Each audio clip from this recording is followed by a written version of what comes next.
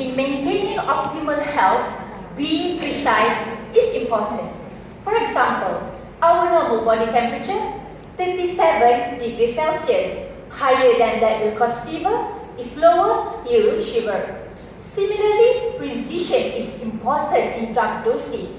As a pharmacist, I have encountered several different cases whereby some of my patients responded well to treatment, but some of them didn't. In worst cases, some even experienced severe side effects. This shows that drug dosing is not a one-size-fits-all process. Therefore, precise drug dosing is extremely crucial to give the best treatment to my patients. Precise drug dosing is determined by accurate measurement of kidney function. Commonly, a protein biomarker called creatinine is used to estimate how good the kidneys work. However, it is less accurate. It is affected by factors such as age, sex, and body mass. A new biomarker known as cystatin C is used to replace creatinine. There are two advantages of this biomarker. Firstly, it is stably produced in the body. Secondly, it is not affected by age, sex, or body mass. Although cystatin C is known as a good indicator, the problem is there are some variations in cystatin C reading between different individuals. But why? As we all know, our DNA is the recipe that makes us who we are. Based on this fact, I hypothesize that alteration of DNA information could be the possible reason for the cystatin C readings differences between individuals. And this is what inspired my PhD research project. My study aimed to investigate whether DNA alteration would affect cystatin C level. So how did I do this? Well, after obtaining the patient's blood, I put it into a special machine and got the patient's specific DNA information. From the same blood sample, I determined the cystatin C levels. Then, I went on to map out the DNA information and the cystatin C levels. The findings clearly show that patients with altered DNA variation have lower cystatin C readings compared to the average population. Yes, our hypothesis is proven. Ultimately, this novel finding will be added into a cystatin C mathematical equation, so pharmacists and doctors can easily use this equation in the clinic to accurately estimate your kidney function.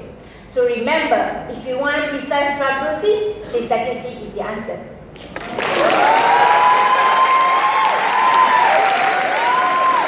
Question and answer session by the judges.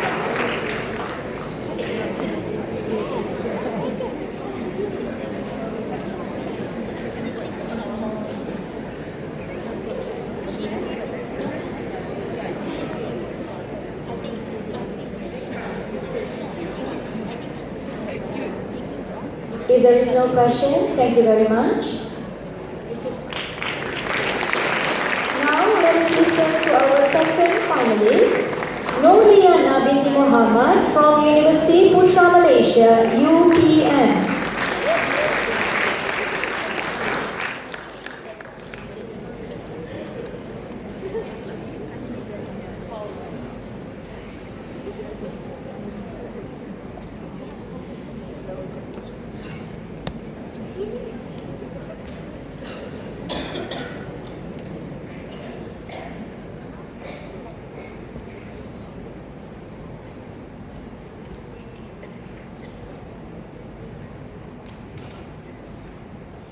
After all the lemang and rendang for Raya, do you know what I'm craving right now? Fresh, yummy sushi. Ever wondered where the fish for sushi comes from? Most likely from a fish farm, just like over 50% of the fish we eat today. In just 3 short decades, aquaculture has grown into a multi-billion-dollar industry. In 2018 alone, it generated over 3 billion ringgit for the Malaysian economy, and it fed 4.3 billion people around the globe. However, aquaculture is facing a major threat, disease, which cost the sectors a whopping $6 billion per year. In the wild, where fish can swim freely and the water is clear, fish are less susceptible to disease. In farms, however, fish are stressed and the water is often contaminated. It's the perfect environment for pathogens to infect our fish. One such pathogen is Vibrio. It's fast-growing and highly adaptive, and the deadliest marine bacteria killing cultured fish worldwide. In Malaysia, we don't have enough data on Vibrio infection yet, and farmers know very little about it. So to get this data, I've spent the last 2 years monitoring Vibrio infection in the 3 most economically important cultured fish in Malaysia: sea bass, snapper, and grouper. What I did was, I collected hundreds of fish to study infection and disease symptoms.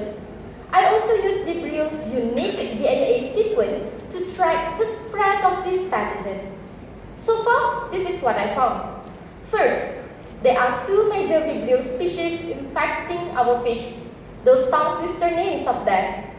Second, an alarming 50% of our fish is infected.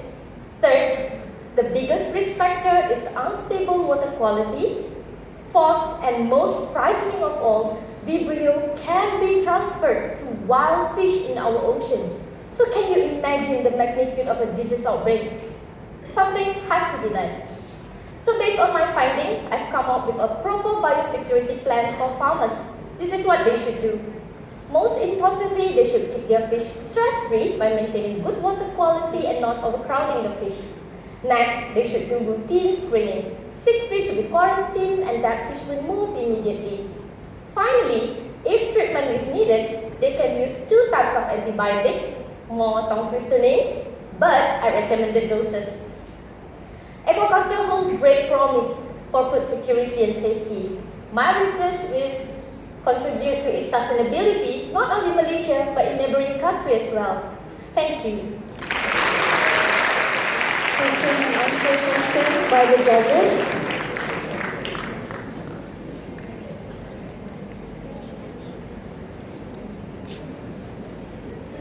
If there is no question, thank you very much. Let us proceed to our finalist 3, Saban Singh, anak lelaki Langkah Singh from University Malaya, UM.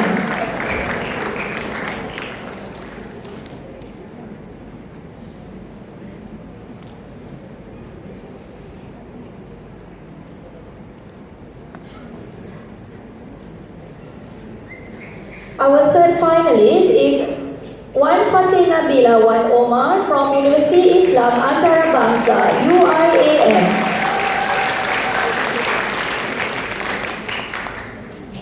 Datuk Norman, if you check my blood pressure now, it must be really high because this 3-minute thesis and standing before you really freaks me out. But what about the other young people here, healthy, pressure-free, but have raised blood pressure? Assuming everybody here is 45 years or younger, this 1/3 of the hall could have high blood pressure. Unfortunately, you are not aware about it, while the disease silently damages your body. Then it kills you from deadly complication, mainly heart attack, the #1 killer worldwide. Particularly, we Malaysians have heart attack 6 years earlier compared to the rest of the world. I had a friend of the same age who succumbed to heart attack just because he never knew he had high blood pressure, leaving behind his career and the family he has just started. And he could be me, could be you, or even you. I thought, why do some people have high blood pressure much earlier compared to others? And are we at risk? Now let's imagine our body as a very busy factory with a lot of machines called genes to produce products called protein. Each gene must switch on and off accordingly to produce the right amount of protein at the right time. And the activity of the gene is affected by a special cat called methylation. If the methylation is too much, the gene can only switch on occasionally and produce less protein. If the methylation is too little, the gene switch on very frequently and may overproduce the protein. In my research, I found that in young people with raised blood pressure, the methylation of two genes, interleukin-6 and adenosine, were much lesser compared to those with normal blood pressure. Therefore, they produce more protein. And when this is the case, the blood vessels tend to be harder and narrower, and the body pulls onto more salt and water, and eventually blood pressure rises. Simply speaking, less methylation, more blood pressure. My finding is good. It does not only answer my questions earlier, but it has great potential to be used to detect young people at risk of high blood pressure. And the beauty about methylation is it is reversible. So down the line, we can use this knowledge to prevent and also treat the methylation changes, so that in the future, this 1/3 of the whole shall be free from the silent killer. And hopefully, no more young people die from high blood pressure. Pressure is off.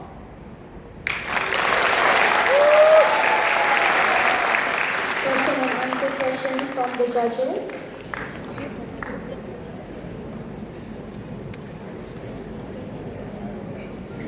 Alright, if there's no question, thank you very much.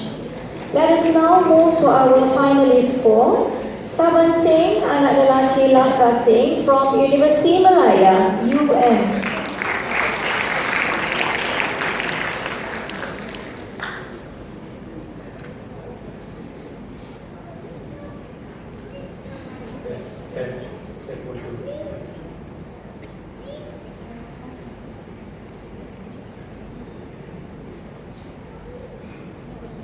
Life is a journey filled with ups and downs. For me, growing up as a teenager, it was a fun and enjoyable experience. Unfortunately, I can't say the same about many adolescents today who suffer from depression. Depression is a common mental health disorder which is on the rise and affects millions of adolescents worldwide. In Malaysia, 1 in 5 adolescents suffer from depression, and only 20% actually reach out for help. More concerningly, depression during the adolescent period increases the risk of suicide, substance abuse, and developmental impairment. Could mental health literacy be a possible solution for this problem? Well, mental health literacy is a concept that has been around for more than 2 decades now. Individuals with adequate levels of mental health literacy are better able to correctly recognize a mental health disorder early on, seek more appropriate sources of help, as well as demonstrate fewer stigmatizing attitudes towards mental health disorder. Therefore, I examined if mental health literacy is able to reduce depression among adolescents. To answer my research question, 1,800 adolescents were assessed for symptoms of depression as well as their understanding of mental health literacy in a survey conducted over a period of 6 months. So what did I find? 80% of adolescents had an intention to seek help if they faced a problem. Now that's good. But only 3% were able to recognize that problem as depression. This therefore translates to a high possibilities of these adolescents seeking inappropriate sources of help due to the underlying failure to recognize depression. More concerningly, majority of the adolescents were classified as having inadequate levels of mental health literacy, and those with inadequate levels of mental health literacy had an increased risk of having depression. So where do we go from here? My findings strongly suggest that there is an urgent need to increase the level of understanding and awareness of mental health literacy among adolescents. And this can be achieved by integrating the concept of mental health literacy into the school education, something which is very important but currently lacking. This initiative would enable adolescents to better pick up the early signs and symptoms of depression, therefore promoting more positive, health-seeking intention, attitudes and behaviors. With that said, let's focus on improving mental health literacy so that we can reduce depression and save young lives. Thank you. the judges? Alright, thank you very much. Now let us listen to our last finalist for Science and Technology category, Ilin Dayana Muhammad Isa from University Technology Malaysia, UTM.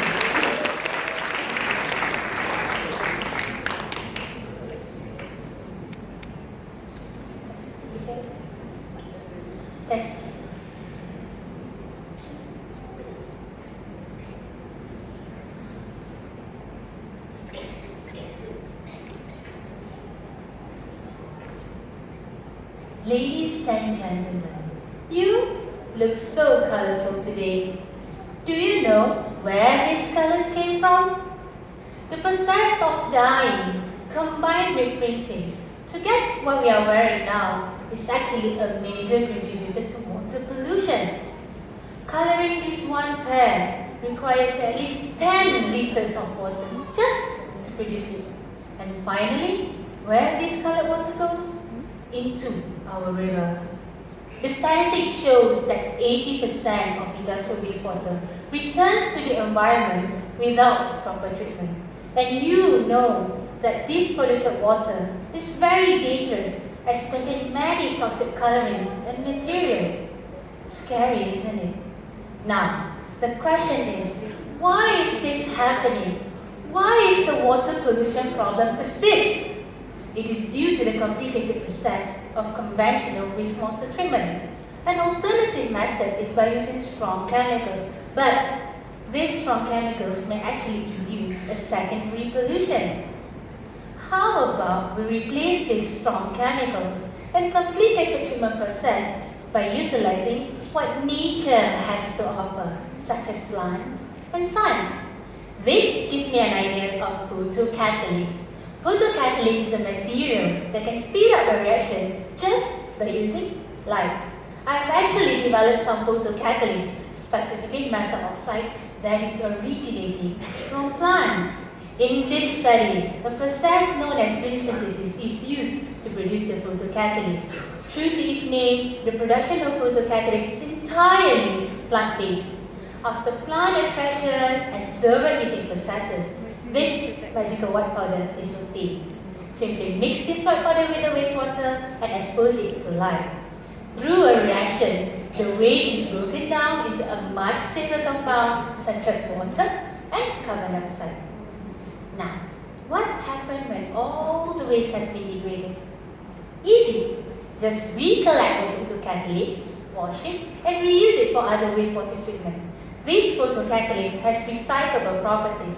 That is the best thing about my research. We can save the environment just by using plant and sun. We don't even have to produce much of it as it is recyclable. So, I truly believe that photocatalyst has high potential for future-proofing and advancing water treatment technologies. With that, ladies and gentlemen, thank you for your kind attention. Question and answer session from the judges.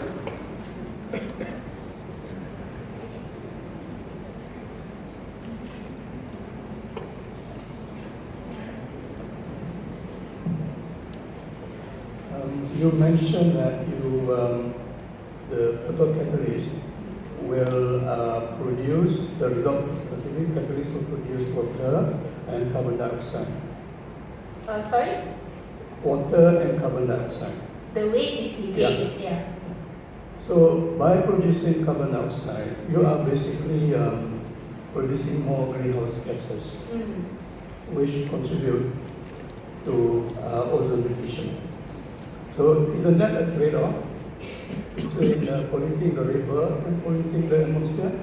But we can use other methods to use this carbon dioxide to produce something else. For example, maybe we can increase our plantation around Malaysia or around the industrial area that's being used for this photocatalyst so that they can absorb all this carbon dioxide and form other safer compounds such as oxygen.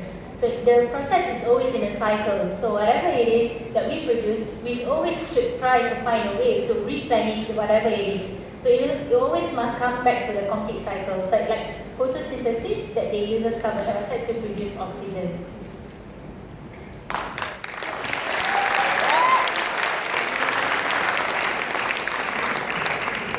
Alright, thank you very much. Thank you very much to all our finalists.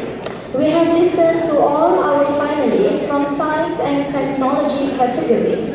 All the honorable judges are invited to the VIP room for the verdict.